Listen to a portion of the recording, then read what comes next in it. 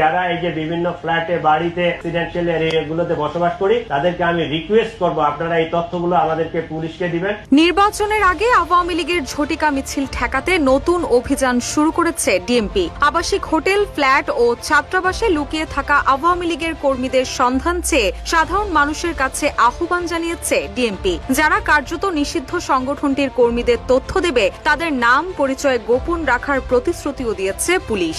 24 September বিকেলে DMP media centre আয়োজিত সংবাদ সম্মেলনে এ তথ্য জানান ডিএমপির অতিরিক্ত পুলিশ কমিশনার এস.এন. মোহাম্মদ নজরুল ইসলাম। তিনি বলেন, আবাসিক হোটেল, ফ্ল্যাট ও ছাত্রাবাসে রেড দেয় পুলিশ।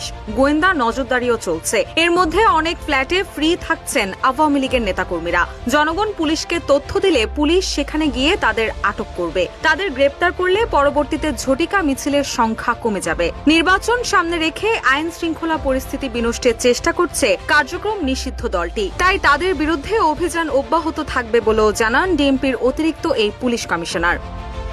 রুশা সুর, নিউজ ডেস্ক, ইত্তেফাক।